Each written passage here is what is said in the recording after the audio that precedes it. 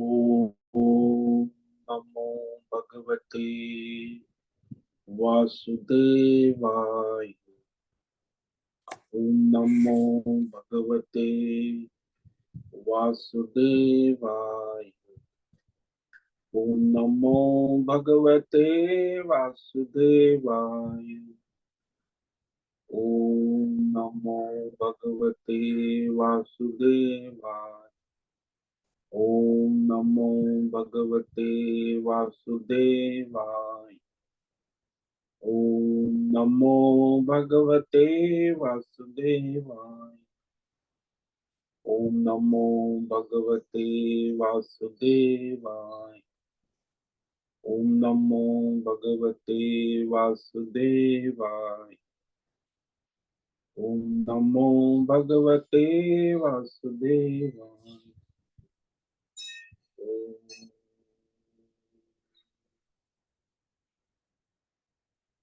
श्री परमात्मने नमो नमः।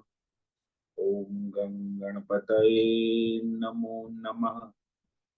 ओम सं सरस्वत्यै नमो नमः। ओम गुं गुरुभ्यो नमो नमः। ओम सहनाववतु सहनौ भुनक्तु स्वः वीर्यं करवावहै तेजस्विनावधीतमस्तु मा विद्विषावहै। ओम शांति शांति शांति। सदाशिवसमारम्भां शंकराचार्यमध्यमाम् अस्मदाचार्यपर्यन्तां वन्दे गुरुपरम्पराम्। ओम पार्थाय प्रतिबोधितां भगवता नारायणेन स्वयं व्यासेन ग्रथितां पुराणमुनिं मध्ये महाभारत अद्वैतामृतवर्षिणीं भगवतीम् अष्टादशाध्यायिनीम् अम्ब त्वामनुसन्दधामि भगवद्गीते भवद्वेषिणि। वसुदेवसुतं देवं कंसचाणूरमर्दनं देवकी परमानन्दं कृष्णं वन्दे जगद्गुरु। नमस्ते परमं ब्रह्म सच्चिदानन्दरूपाय निर्गुणाय नमस्तुभ्यं ओंकाराय नमो नमः। सर्वे दुर्गाणि तरन्तु सर्वे भद्राणि पश्यन्तु सर्वे सद्बुद्धिमाप्नोतु सर्वे सर्वत्र नंदतु। ओम तत्सत। ओम ओम ओम। आप सभी ऑनलाइन नेटवर्क पर उपस्थित भगवद गीता श्रवण साधकों को आज प्रातः का अभिवादन अभिनंदन अभिवंदन। हरि ओम हरि ओम हरि ओम। हम सबको आज का यह दिव्य दिन तन मन धन जन देश काल विषय वस्तु परिस्थिति अवस्थाओं के साथ भौतिक अध्यात्म दैविक क्षेत्र व्यष्टि समष्टि सभी को अपने अपने पूर्व में अनंत जन्मों में किए हुए संचित पाप पुण्य धर्म अधर्म मिश्र कर्म के पके हुए फल स्वरूप में वर्तमान में आज सभी को अपने अपने प्रारब्ध अनुसार परमेश्वरीय अचिंत्य योग माया के माध्यम से प्रसाद स्वरूप में प्राप्त हुआ है। अतः आज का यह दिव्य दिन परमार्थ हेतु निष्काम सेवा यज्ञ देव यज्ञ ऋषि यज्ञ पितृ यज्ञ मानवता यज्ञ भूत प्राणी यज्ञ सात्विक दान शारीरिक वाचिक मानसिक तप निष्काम कर्म योग ध्यान योग भक्ति योग ज्ञान योग साधना स्वाध्याय वेद शास्त्रों का अध्ययन अध्यापन उपासना आराधना के लिए समर्पित करे और करवावे। अत्यंत दुर्लभ मनुष्य जीवन को परमार्थ हेतु सार्थक करे और करवावे। आज विक्रम संवत 2081 वैशाख मास कृष्ण पक्ष की द्वितीया तिथि है। सायं 6:57 तक है। उसके बाद तृतीया तिथि लग जाती। आज है ज्येष्ठा नक्षत्र। ये भी 10:25 में, अभी सुबह 10:25 तक ज्येष्ठा नक्षत्र है। उसके बाद मूला नक्षत्र लग जाता है। आज है शनिवार। शनि देव की आराधना उपासना और हनुमान जी की आराधना उपासना का दिन है। और यहाँ ग्रीष्म ऋतु चल रही है। रात्रि का 2 बजे का न्यूनतम तापमान 27 डिग्री रहा और दिन का दोपहर 2 बजे का तापमान 42 डिग्री रहा। वायु की गति 5-10 किलोमीटर प्रति घंटा चल रही है। और यहाँ ईस्वी सन 2024 25 मई 2024 सुबह के 7 बजने वाले हैं। कलयुग का प्रथम चरण 5250वां वर्ष, 7वां वैवस्वत मनवंतर श्वेत वराह कल्प, ब्रह्मा जी का 26वां दिन और 51वां वर्ष चल रहा है। तो ऐसे अनंत कोटि ब्रह्मांडीय परमेश्वरी अचिंत्य योग माया में हमारा यह एक ब्रह्मांड। इस ब्रह्मांड में ये पृथ्वी लोक और पृथ्वी लोक में समुद्र के ऊपर जम्बू द्वीप में विश्व का एकमात्र वैदिक राष्ट्र भारत में उत्तर हिमालय प्रांत में उत्तराखंड राज्य में टिहरी जिले हिमालयन शिवालिक पर्वतमाला के अंतर्गत मणिकुट पर्वत के ऊपर नीलकंठ महादेव के सामने ऋषिकेश नगरी में मुनि की रेती प्रांत में शीशम जाड़ी अवधूत बाड़ा आश्रम के सी ब्लॉक के पहले माले से 5 नंबर कमरे से गंगा किनारे से हम स्वामी उत्तमानंद सरस्वती भगवत गीता के आचार्य शिष्य स्वामी चिन्मयानंद सरस्वती महाराज कैलाद्वैत वेद व्यास भगवत पाद शंकराचार्य के श्रृंगेरी संन्यास परंपरा से शिक्षित दीक्षित सनातन वैदिक भारतीय हिंदू धर्म अनुसार संपूर्ण भगवद गीता ज्ञान यज्ञ ऑनलाइन चैतन्यमय जीवंत लाइव प्रसारण के अंतर्गत व्याख्यान माला अध्याय 5 कर्म संन्यास योग के श्लोक नंबर 26 पर संस्कृत एवं हिंदी में व्याख्यान करेंगे। दिव्य पवित्र सरल व्यावहारिक सटीक पूर्ण वर्ण अक्षर पद वाक्य पंक्ति श्लोक अध्यायों की संगति संधि अन्वय शब्दार्थ वाक्यार्थ भावार्थ रहस्यार्थ के यथार्थ तात्पर्य सहित वैदिक शास्त्र वेद व्यास साहित्य शंकर भाष्य एवं परंपरागत सन्यासी आचार्यों की टीका टिप्पणी सहित आज का यह व्याख्यान करेंगे। कृपया आप सभी श्रद्धा भक्ति ध्यान से परिपूर्ण होकर के यह दिव्य श्रवण साधना करें। इसमें से कुछ ग्रहण करें, कुछ धारण करें, कुछ अपने जीवन में चरितार्थ करें और उसमें निरंतरता लाए। अपनी अपनी आध्यात्मिक भौतिक दैवी अशांति द्वंद्व मोह विक्षेपों से रहित होकर के अधार्मिक अशास्त्रीय भ्रम भ्रांतियों से रहित होकर के अपने अपने शरीर इंद्रिय प्राण मन वचन कर्म से एक रूप होकर शुद्ध सात्विक सूक्ष्म भगवत विवेक बुद्धि करे। वेद शास्त्र आचार्य परंपरा अनुसार विवेक करे और करवावे। पुनः पुनः इस व्याख्यान का श्रवण करे, मनन करे, चिंतन करे, चर्चा विचारणा करे, प्रचार प्रसार करे, लिंक भेजे, ग्रुप में शेयर करे, अपना और सबका परम कल्याण करे और करवावे। ओम तत्सत। ओम ओम ओम।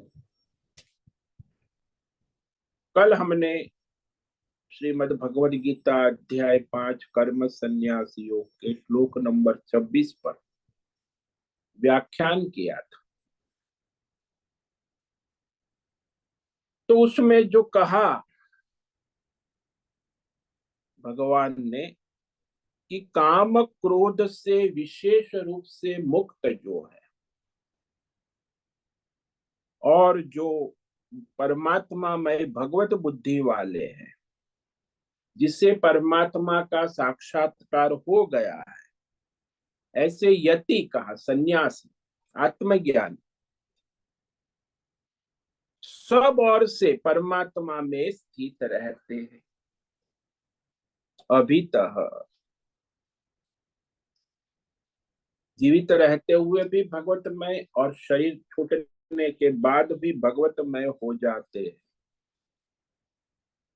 काम क्रोध वियुक्ता नाम यतीनाम यत चेतसाम अभीतो ब्रह्म निर्वाणम वर्तते विदितात्मना। तो ये जो सारा काम क्रोध का खेल है, उसका मूल कारण अज्ञान है, अविद्या, परमात्मा के स्वरूप का अज्ञान। अज्ञान के कारण कामना, और कामना से कर्म, और कर्म से फल। तो ये संसार चक्र अज्ञान से उत्पन्न होता है जीव का। तो अज्ञान आवरण है, और काम क्रोध लोभ जो है वो मल है, मैल। और कर्म जो है वो विक्षेप है, और फल भी विक्षेप ही है। तो इस प्रकार मनुष्य अज्ञान से ही संसार बंधन में पड़ता है, जीव जो है। लेकिन यहाँ भगवान कह रहे हैं कि जो मनुष्य इस संसार बंधन से मुक्त हो गया है, सन्यासी, यति, आत्मज्ञानी, वह काम क्रोध से पूर्णतया रहित हो चुका है। राग द्वेष सारे द्वंद्व संस्कारों से रहित। यहाँ भगवान ने कहा यति नाम, जो यति है, सन्यासी है, आत्मज्ञानी है, संसार से मुक्त है, संसार में मुक्त है। तो राग द्वेष के द्वंद्वात्मक संस्कारों से रहित जो है, सर्व कर्म सन्यासी, यानी अज्ञान जिसका नष्ट हो चुका है, कामना और कर्म बंधन जिसका समाप्त हो चुका है, काम क्रोध वियुक्ता, वियुक्त विशेष रूप से मुक्त हो जाते हैं। क्योंकि लौकिक संसार में देखा गया है, जब मनुष्य कोई व्यवहार करता है तो राग द्वेष के द्वारा ही करता, क्योंकि संचित संस्कार उसके हैं, और वह संस्कार उसके अनंत जन्मों से चले आ रहे, वर्तमान में भी। तो वह राग द्वेष के संसारों को समाप्त करने वाला तो एक ही रास्ता है, वो है परमात्मा। तो जब तक परमात्मा का बोध, संस्कार दृढ़ नहीं बनता, परमार्थ जिसका दृढ़ नहीं होता, तब तक ये काम क्रोध लोभ मोह राग द्वेष, ये सारे मैल मनुष्य को घुमाते रहते। तो यहाँ इतना विशेष याद रखना आवश्यक है, विवेक पूर्वक, कि किसी के जो भी कर्म है, तो वह कर्म बन जाए, वर्तमान कर्म और फल,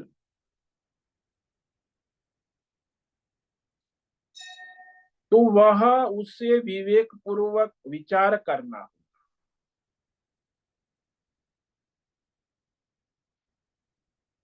कि हमने जो वर्तमान में कर्म की कर रहे हैं या पहले कर चुके हैं, पूर्व में जो किए हुए,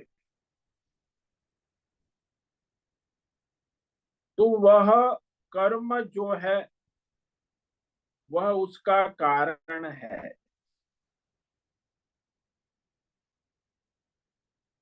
ऐसा कारण है चाहिए हमें पता भी नहीं होता। तो वर्तमान में हमें कोई कारण नहीं दिखता है तो अगर किसी को समझ में नहीं आ रहा है तो पूर्व जन्म के संचित संस्कार भी हो सकते हैं। अचानक कुछ होता है तो समझ में नहीं आता कि ऐसा क्यों हुआ, क्योंकि पूर्व जन्म के संचित संस्कार, उसका प्रभाव भी हो सकता है। तो कोई मनुष्य परमार्थ में लगता है, उसका भी पूर्व जन्म का कुछ संचित है। कोई परमार्थ में नहीं लगता है, अधर्म में लगता है, तो उसका भी कोई संचित है। कोई धर्म में लगता है, उसका कोई संचित है पूर्व जन्म।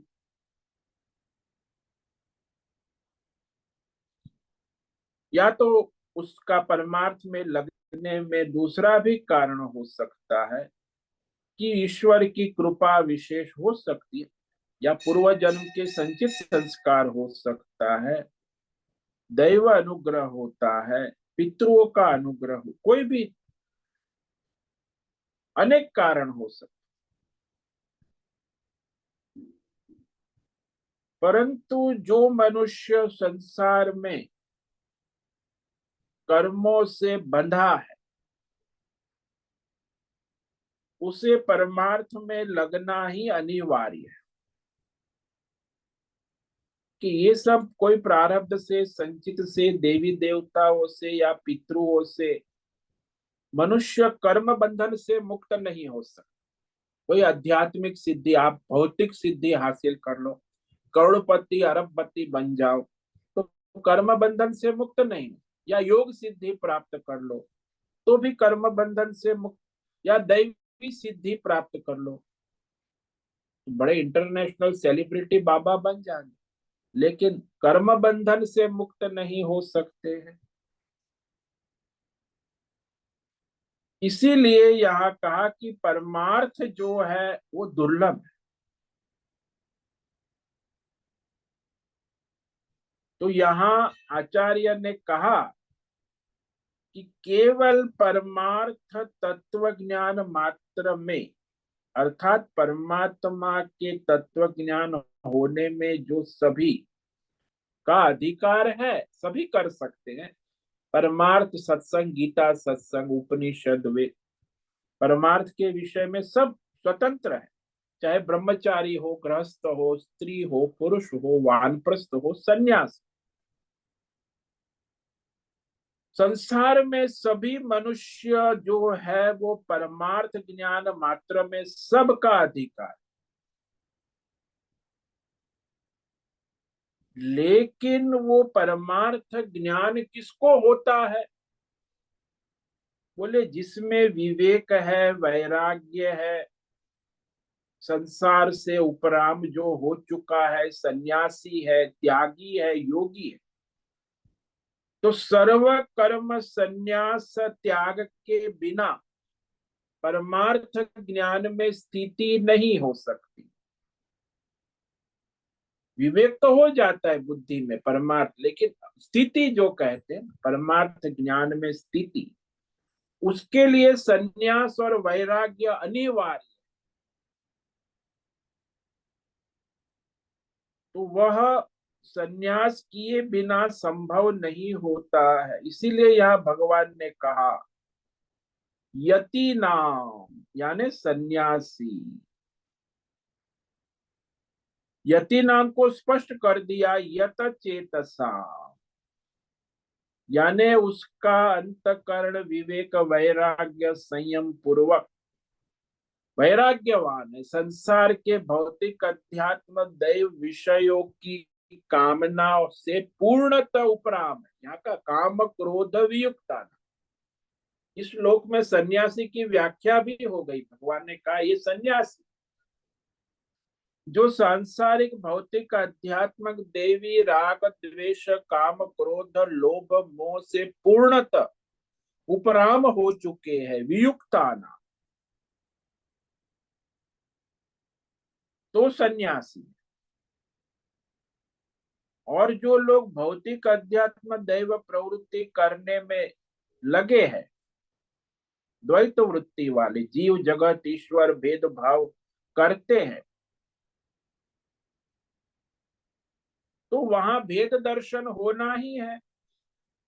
लौकिक जो संसार के व्यवहार होंगे उसमें तू मैं मेरा, ये जीव है, ये जगत है, ये ईश्वर है, ये भौतिक है, ये आध्यात्मिक, ये मेरा है, ये तेरा, ये भेदभाव रहेंगे व्यवहार। उसके बिना कोई लौकिक व्यवहार हो नहीं सकता। और जब आप व्यवहार करोगे तो ये जीव जीव का भेद रहेगा, जीव जगत का भेद, ईश्वर में भी अनेक भेद रहेंगे, हिंदू मुस्लिम सिख ईसाई और ब्रह्मा विष्णु महेश शिव शक्ति। तो अनेक नाम रूप उपाधि बार बार उसमें मन में आएंगी कि ये ईश्वर इतने है, ये जगत इतना बड़ा है, ये जीव इतने हैं। उसके बारे में जो मन विक्षिप्त रहेगा बार बार। लेकिन जब हम ये दैवी भौतिक अध्यात्म दैव विषय से उपराम हो जाते, निवृत्ति कहते संन्यास, तो फिर ये सारे संसार के संस्कार को लाना नहीं पड़ता। जब तक जीव भाव में है, जीव उपाधि है कि मैं देवदत्त हूं, तो फिर ये देवदत्त में सारे संसार की उपाधि संस्कार आते हैं कि ये मेरा परिवार है, ये मेरा पैसा है, ये मेरा घर है, ये मेरा गांव है, ये मेरे लोग हैं, मेरे अपने हैं, ये पराये हैं, बहुत सारे द्वंद्व आते हैं। जब तक वह द्वंद्वों की निवृत्ति नहीं होती, उस सारे द्वंद्व को छोड़ने के लिए पहले अपनी उपाधि को छोड़ना होगा। जैसे मैंने कल दृष्टांत दिया था कि वो मैनेजर को सारे द्वंद्व थे, ऑफिस में सुबह 9 से 5 तक वो परेशान रहता, तो उस सारी समस्याओं का समाधान उसने त्याग पत्र दे दिया, तो सारे समस्या का समाधान, क्योंकि उपाधि मैनेजर की थी वही उसे परेशान करती। ऐसे ये जीव की उपाधि है कि मैं जीव हूँ, ये मैं देवदत्त हूँ, ओ मैं मनुष्य हूँ, मैं संसारी हूँ, इस संस्कारों को छोड़ना होगा।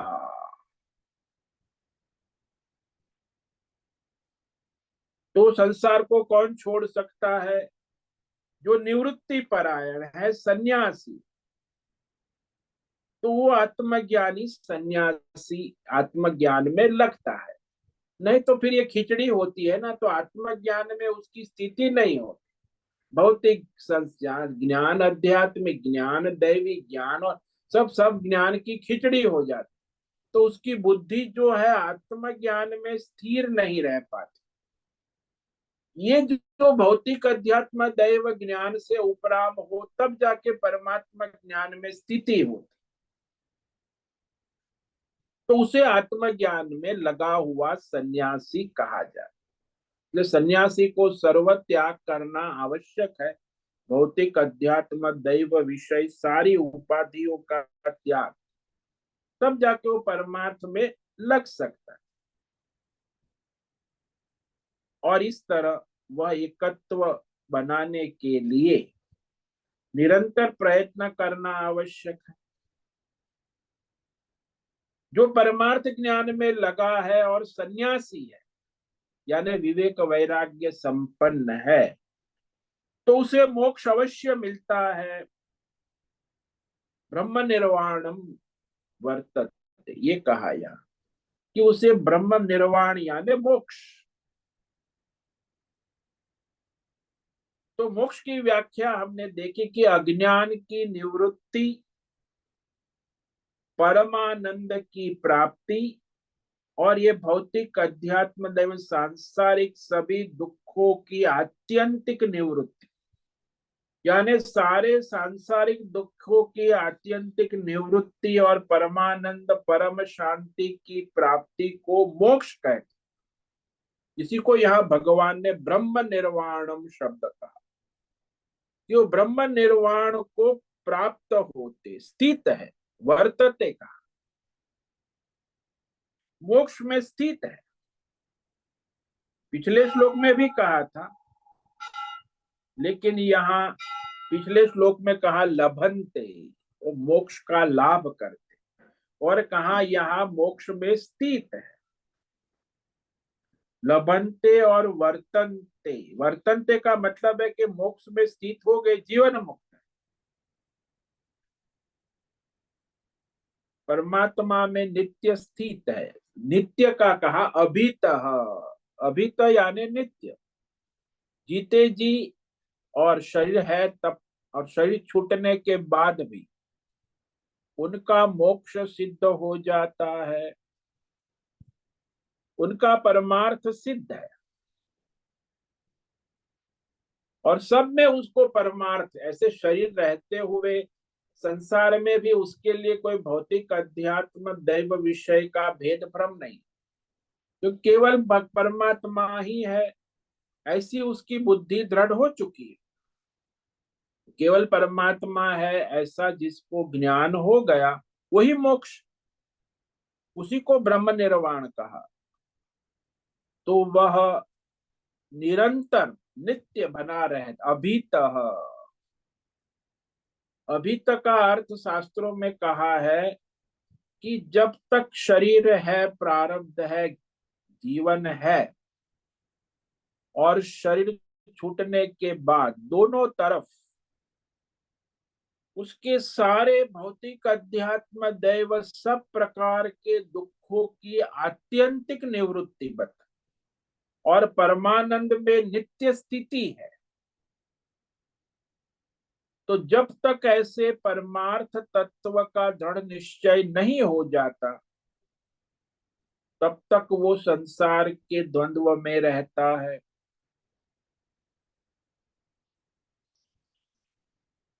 तो परमार्थ ज्ञान के फल से, यानी परमार्थ तत्व ज्ञान जिसको हो गया है, वो वर्तमान प्रारब्ध की निवृत्ति के बाद भी वो परमानंद उसका बना रहे, यानी पुनर्जन्म नहीं है, जन्म जन्मांतर की यात्रा नहीं है, यानी आत्यंतिक दुख निवृत्ति बताए। सारे संचित कर्म भस्म हो जाते हैं, प्रारब्ध भी समाप्त, और आगामी सारे जन्म जन्मांतर के कर्म बंधन से निवृत्ति हो जाती, आत्यंतिक सारे कर्म बंधन और दुखों की निवृत्ति होना। परंतु उसके पहले साधक अवस्था में जब तक है, तो उसके अंतःकरण में, मन बुद्धि में ये सारी द्वंद्वात्मक वृत्तियों का स्पंदन होता है। तो उसे बार बार अभ्यास करना होता है। परमार्थ तत्व चिंतन, परमात्मा के संस्कार को दृढ़ करना। तो ये सांसारिक जो द्वंद्व संस्कार है उसे दबाना होगा, हटाना होगा, और पारमार्थिक संस्कार को सटाना हो। तो एक को हटाए, एक को लगाए।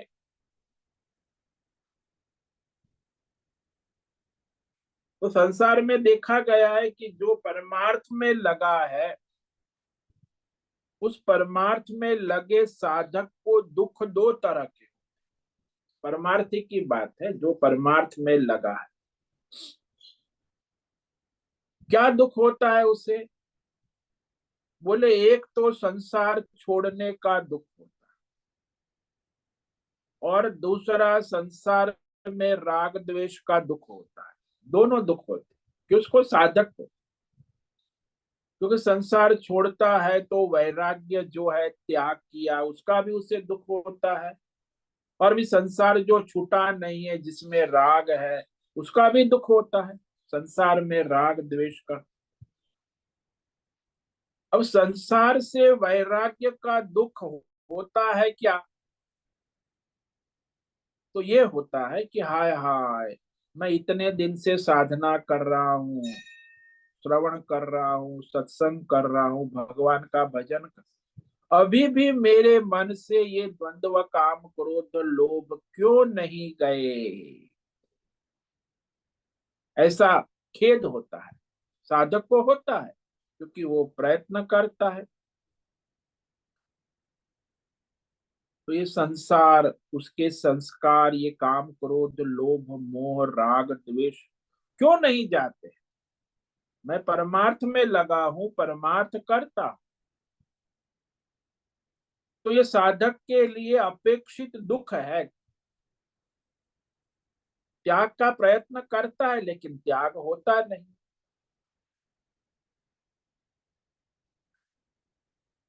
तो यह दुख वो प्रयत्न करके दूर करने का प्रयास।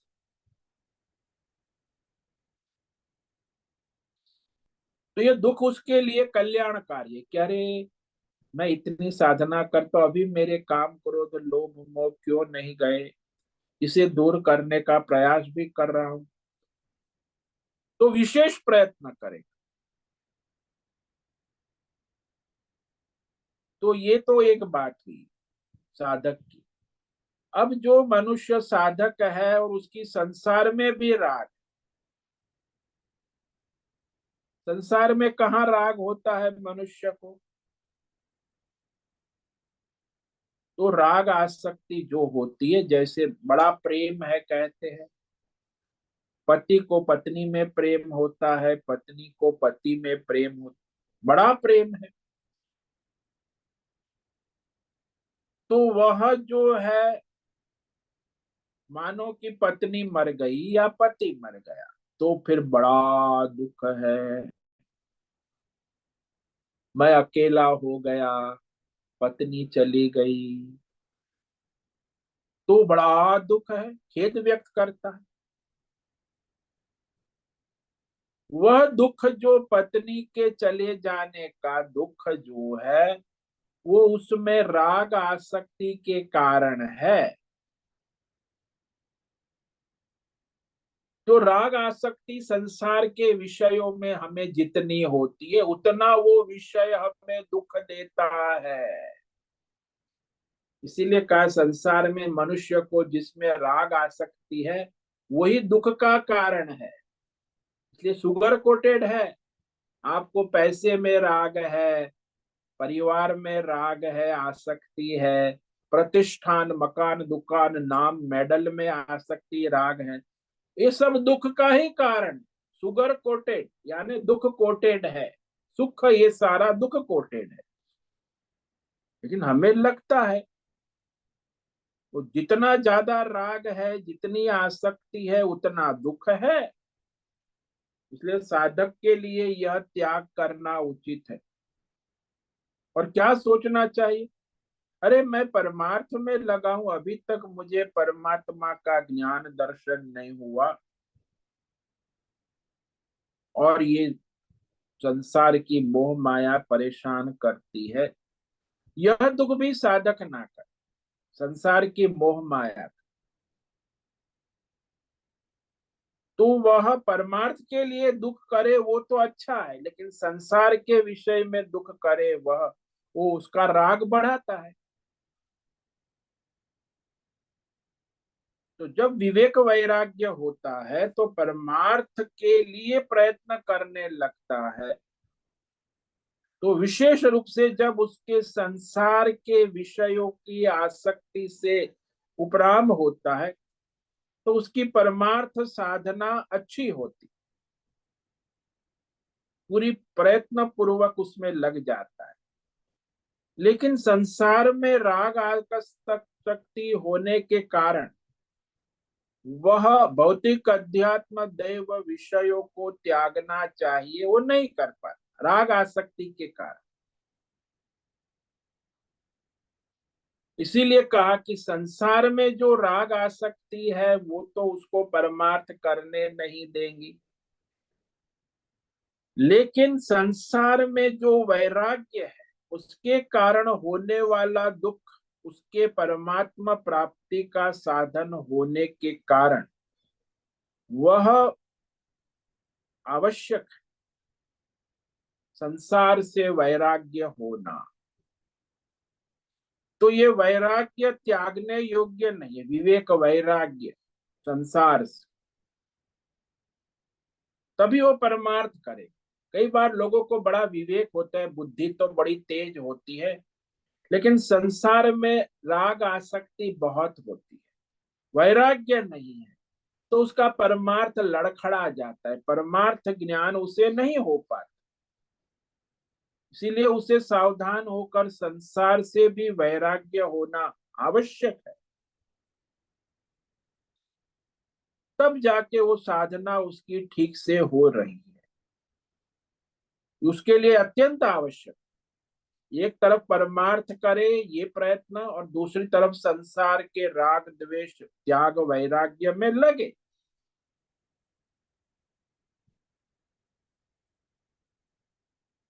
तो यहाँ मनुष्य परमार्थ में जब लगता है तो उसे संशय होता है, विरोधाभास।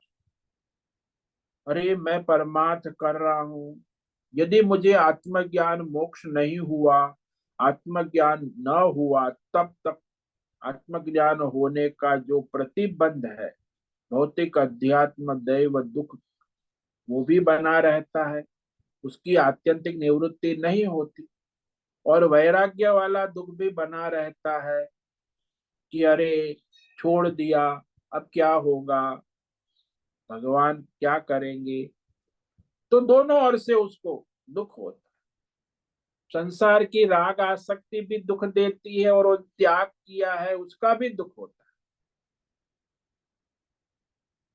लेकिन इसमें जो वैराग्य वाला त्याग वाला दुख है, वो उसे परमार्थ में सहायक होगा। लेकिन ये संसार में राग आसक्ति वाला दुख है, वो तो उससे परमार्थ में बाधा उत्पन्न करेगा। इसीलिए सारे संसार के विषय सुख जो है, उसमें अज्ञान से सुख बुद्धि हो जाती है, आसक्ति। परंतु जब विवेक होता है तो पता चलता है कि इसमें कोई सुख नाम की चीज नहीं है। वही तो हमने कहा ना कि संसार के सारे सुख दुख कोटेड है, दुख कोटेड। वो शुगर कोटेड हमें कैप्सूल देते हैं ना डॉक्टर लोग, तो शुगर कोटेड कड़वी कैप्सूल है, लेकिन हमें शुगर कोटेड देते हैं। ऐसे ही ये सारा संसार जो है वो दुख रूप ही है, लेकिन उसमें सुख कोटेड है, दुख में सुख कोटेड। वो जिसको समझ में आ जाता है कि अरे ये तो सारे दुख कोटेड विषय भोग है, सुख देने की सामर्थ्य वाला नहीं है, हमें भ्रम से लगता है कि हमें सुख दे रहा है। तो ये विवेक वैराग्य होने से हमें उस संसार के भोगों का आकर्षण कम हो जाता। और जैसे भोगों का आकर्षण कम होता है, त्याग वैराग्य दृढ़ होता है। कि जब तक भोगों का आकर्षण होता है, त्याग वैराग्य नहीं टिकता। तो दृढ़ तभी होगा जब सांसारिक भोगों का आकर्षण कम होने लगता, और फिर वह जैसे वैराग्य दृढ़ होता है तो परमार्थ ज्ञान में दृढ़ता आने लगती है, संसार भोग से उपरामता और परमार्थ ज्ञान में स्थिरता आने लगती। तो सबसे मुख्य साधन हो गया विवेक और वैराग्य।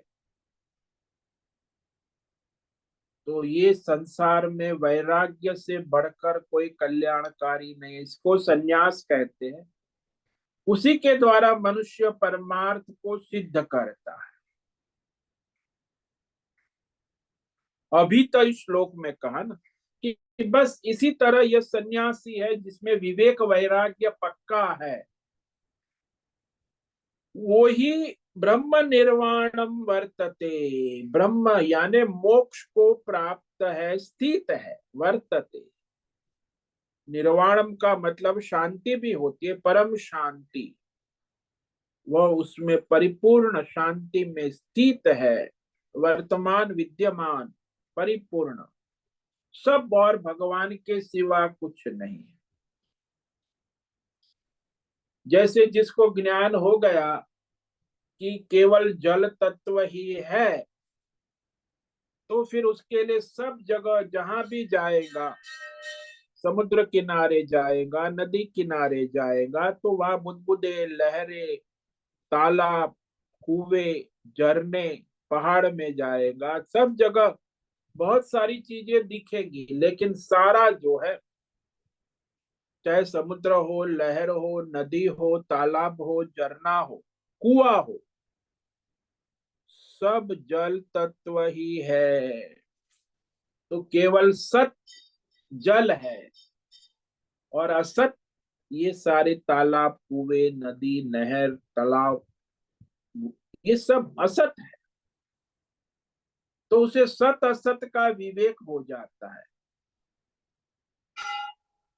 जैसे जो सुनार है उसे सत का विवेक, क्योंकि सुवर्ण तत्व सत है, और गहने बोले असत है, लेकिन दोनों साथ में है। इसीलिए जो गहने के मोह माया में आसक्त है वो असत में घूमता रहता है, और जो सुवर्ण तत्व में स्थित है वो सत में स्थित।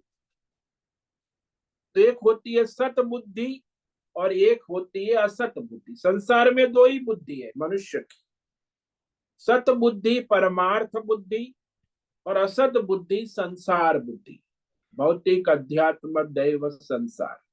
ये संसार बुद्धि को ही असत बुद्धि कहा है, और परमार्थ बुद्धि को ही सत बुद्धि कहा है।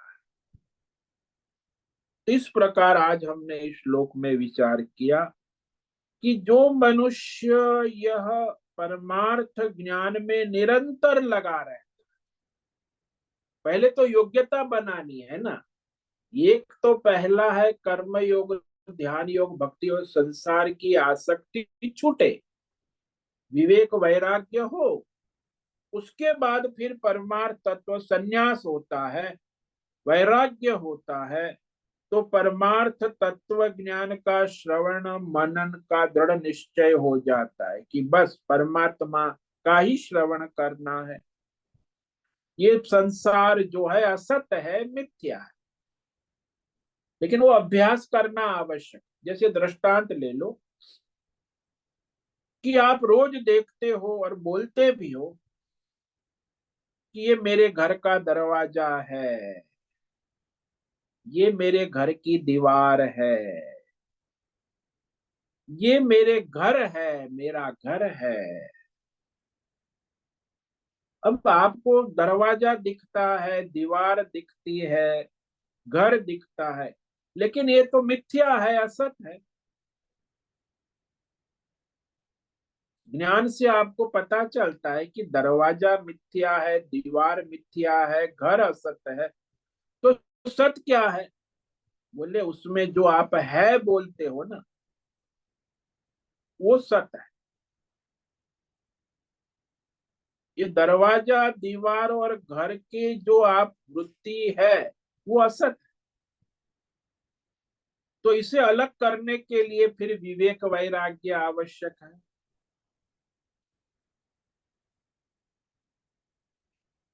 तो बार बार उस विवेक वैराग्य से वो जो है उस तत्व का चिंतन करना, परमार्थ तत्व, उसकी वृत्ति बनाना आवश्यक है। फिर भी वो आ जाएगा कि नहीं, ये तो दरवाजा है, केवल है नहीं आता है, ये दरवाजा, ये दीवार है, ऐसा केवल दीवार है ऐसा विवेक नहीं।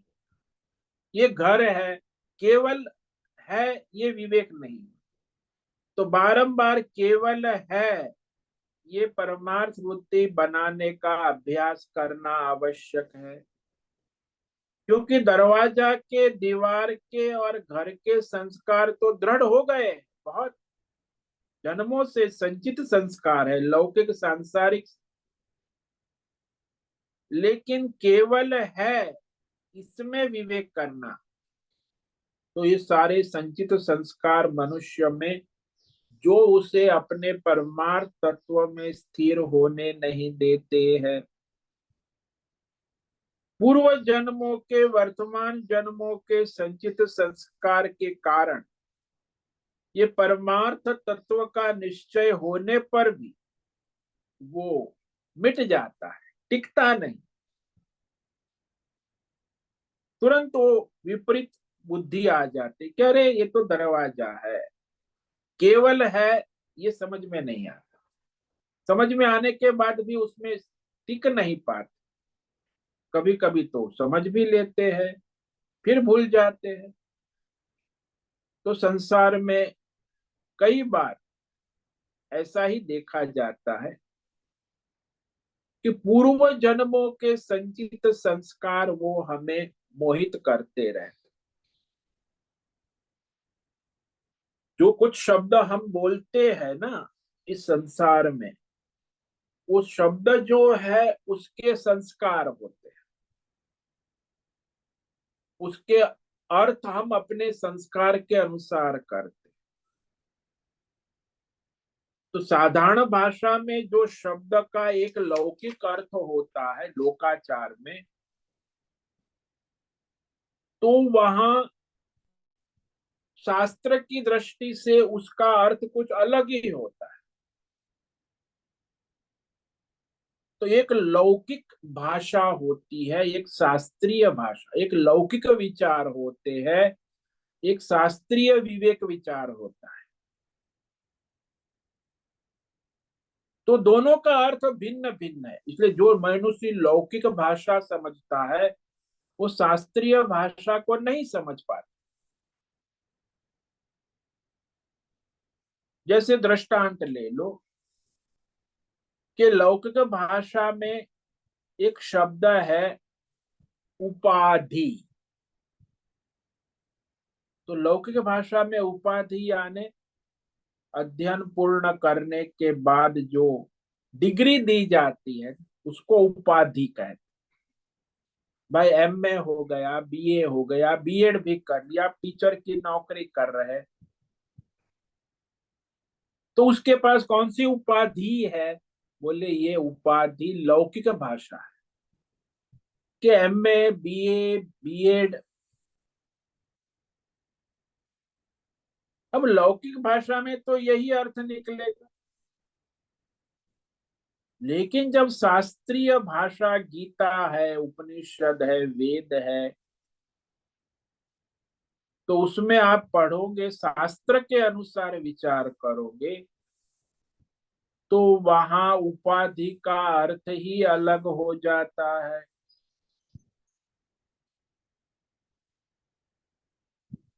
तो वहां उपाधि कहते कि मूल तत्व का परिवर्तन लाने की योग्यता के बिना ही वह विषय में नाम रूप का परिवर्तन प्रतीत कराने लगता है, उसको उपाधि कहते। जैसे दृष्टांत ले लो कि घड़ा और आकाश। घड़े के अंदर जो आकाश है इसीलिए उसे घटाकाश कहते हैं। आकाश की उपाधि हो गई, देखो घटाकाश। फिर कमरे में आकाश तो मठाकाश हो गया, कमरे का आकाश। लेकिन आकाश तो सर्वव्यापक है। तो ये घटाकाश की उपाधि, मठाकाश की उपाधि, आकाश, आकाश में कोई उपाधि नहीं। तो ये हम समझ नहीं पाते कि भाई ये उपाधि जो है वो आरोपित है। घड़े के कारण घटाकाश कहा जाता है, कमरे के कारण मठाकाश का। लेकिन वहां केवल आकाश ही है, आकाश बुद्धि नहीं होती। घट बुद्धि होती है, मठ बुद्धि होती है, लेकिन आकाश बुद्धि नहीं होती। तो इसी को कहते हैं कि ये उपाधि जो नाम रूप गुण धर्म वाली। तो देखो शास्त्रीय भाषा में नाम रूप गुण को उपाधि कहा, और वहां लौकिक भाषा में उपाधि मतलब degree, BA, MA, MSc, computer, doctor. तो ये उपाधि, तो वो शब्द जो है उसका मिलावट हो जाती, इसलिए वो शब्द सुनता है, लेकिन वो शब्द का यथार्थ अर्थ करना, विवेक करना, ये भी एक साधन है, साधना है, शास्त्रीय विवेक करना। क्योंकि लौकिक तो उसे समझ में आ जाता है, लेकिन शास्त्रीय विवेक। इस तरह मनुष्य संसार में जो सत्संग करते हैं, शब्द सुनते हैं लेकिन उसका अर्थ सब अपनी अपनी बुद्धि के अनुसार करने लगते हैं। तो जैसे देवदत्त की नाम रूप उपाधि है शरीर, अब वो शरीर तो जो है उसी को नाम दिया गया है कि मैं देवदत्त हूं। ये देवदत्त उपाधि जो है इसमें मैं हूं वो परमात्मा है और देवदत्त जो है वो जीव है। अब दोनों की मिलावट हो गई उपाधि। देवदत्त जब तक हटेगा नहीं तब तक मैं हूं का बोध होगा नहीं। धीरे धीरे विवेक करते करते जब वो शब्द का विवेक होगा कि मैं हूं, केवल मैं हूं, ये जो देवदत्त है वो काल्पनिक उपाधि है, वो वास्तविक नहीं है। जैसे हमने कहा कि ये दरवाजा है, ये खिड़की है, ये दीवार है, ये घर है, लेकिन उसमें जो है उसमें ये दीवार कल्पित है, खिड़की कल्पित है, वो है में कल्पित है। तो इसे विवेक करना आवश्यक है कि भाई जो तत्व है परमार्थ वो नित्य है, सब में है। कैसे है? जैसे गहने में देखो कि ये अंगूठी है, नेकलेस है, बैंगल्स है, उसमें निकाल दो ये नेकलेस अंगूठी उपाधि को निकाल दो तो ये सुवर्ण है, केवल सुवर्ण तत्व ही है। लेकिन जब ये अंगूठी आता है तो सुवर्ण ढक जाता है। उपाधि जो है अपने परमार्थ स्वरूप को ढक देती है। इसीलिए उस उपाधि को हटाने के लिए ही यहाँ सारी साधना है। दीर्घ काल तक अभ्यास करना होता है। तो वह अभ्यास पहले कर्म योग है, फिर ध्यान योग है। इसीलिए अब यहाँ जो आगे है भगवान वो परमार्थ के लिए ध्यान योग की भूमिका लगाने जा रहे, क्योंकि इस अध्याय की समाप्ति तो यहाँ हो रही है। अब आगे के जो 3 श्लोक है वो उस परमार्थ तत्व जो है अस्थि उसका ध्यान करने की प्रक्रिया बता रहे हैं कि जिसके द्वारा हम उस परमार्थ से जुड़े। तो परमार्थ में लगने के लिए ध्यान योग भी एक साधन है। तो उसे संक्षेप में अब भगवान कहेंगे आगे 3 श्लोक में। तो यहाँ वैसे पंचम अध्याय इस श्लोक के साथ समाप्त हो जाता है और षष्ठम अध्याय की भूमिका संक्षिप्त, शास्त्रों में जो है संक्षिप्त में कहा जाता है फिर विस्तार पूर्वक कहा जाता है। तो यहाँ भगवान 3 श्लोक में ध्यान योग कहेंगे, वो आगे 47 श्लोक में ध्यान योग कहेंगे, तो विस्तार पूर्वक कहेंगे। छठे अध्याय का नाम ध्यान योग। तब उसकी यहाँ पूर्व भूमिका शुरू करते हैं। तो आज इस श्लोक को पढ़ेंगे। स्पर्शान कृत्वा बहिर्बाह्यान् चक्षुश्चैवान्तरो भ्रुवो प्राणापानौ समो कृत्वा नासाभ्यंतरचारिणो। तो ध्यान योग की विधि है, 7 सोपान है। इस पर हम कल विचार करेंगे। तो आज जो कहा यहाँ जो मोक्ष जिसका हो गया संन्यास, तो अंतिम श्लोक है इस अध्याय का वैसे कि जो सन्यासी है आत्मज्ञानी है जो ब्रह्म में परिपूर्ण परमात्मा में स्थित है उसके लक्षण बता दिए। काम क्रोध वियुक्ता नाम यतेनाम यत चेतसाम अभी तो ब्रह्म निर्वाणम वर्तते विदितात्मना।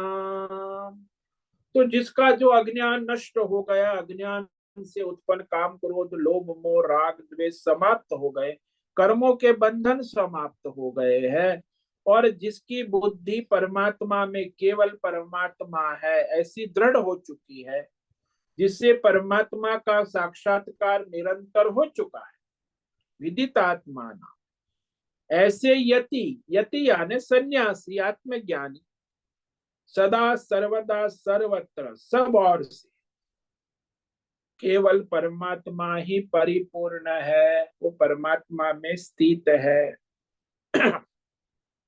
ओम नमो नारायणाय, ओम नमो नारायणाय, ओम नमो नारायणाय, ओम नमो नारायणाय, ओम नमो नारायणाय।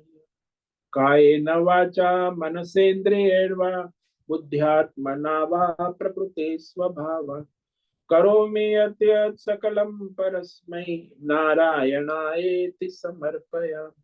ओम सर्वे भवन्तु सुखिनः, सर्वे सन्तु निरामयाः, सर्वे भद्राणि पश्यन्तु, मा कश्चित् दुःखमाप्नुयात्, अस्तु मा सद्गमय, तमसो मा ज्योतिर्गमय, मृत्योर्मा मृतङ्गमय। ओम पूर्णमद पूर्णमिदं पूर्णात् पूर्णमुदच्यते, पूर्णस्य पूर्णमादाय पूर्णमेवावशिष्यते। ओम शांति शांति शांति। शंकरं शंकराचार्यं केशवं बादरायणं सूत्र भाष्य कृतं वंदे भगवन्तौ पुनः पुनः। ईश्वरो गुरुरात्मेति मूर्ति भेद विभागि व्योमवद् व्याप्त देहाय दक्षिणामूर्तये नमो नमः। ओम गुं गुरुभ्यो नमो नमः। ओम तत्सत् ब्रह्मार्पणमस्तु। ओम ओम ओम।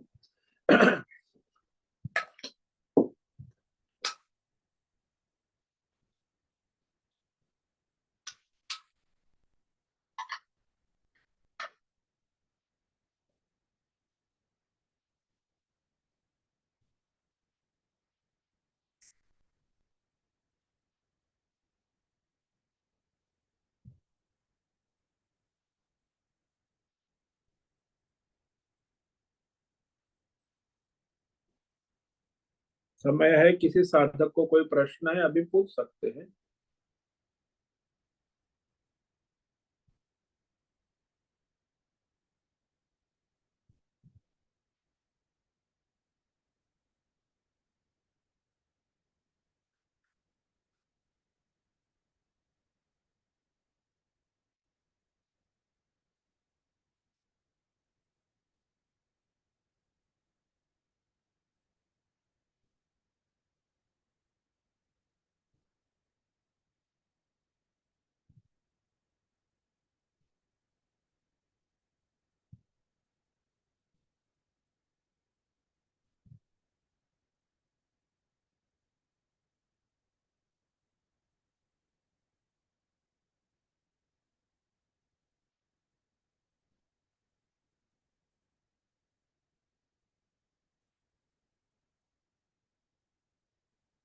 ठीक है, आज उपस्थित है प्रकाश आनंद दोषा, राय बहादुर, अजय रत्न पारखी, अमरेंद्र, अंकिता शिंदे, अनुराधा पुंडरिक, अनुराधा जेठे, आरती जादव, आशा कोटक, बीबी शर्मा, दिनेश पटेल, गीता मेनन, जीवी कुमार, हेमा कोटक, लीला जोशी, लीलावती बेड़ेकर, मेधा जोशी, मीरा उच्चिल, मीनाक्षी काले, मोहन, नैना पुरोहित, पंकज भट्ट, प्रकाश अक्कल, पृथ्वीराज मालव, रीमा पटेल, रिची पटेल, संजीवनी रानडे, शिवानंद पारे, सुचिता पाटिल, सुनील ठाकुर, उषा मेनन और विशाल बेड़ेकर।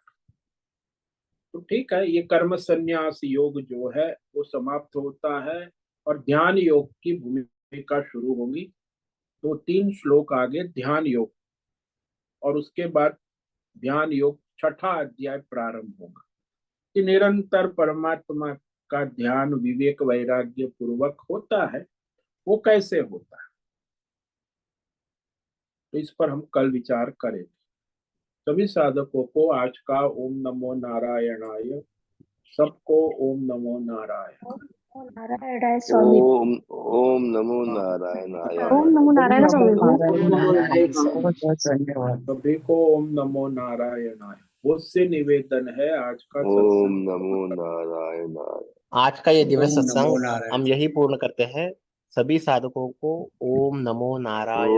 नमो सभी नारायणाय। साधकों को ओम नमो नारायणाय।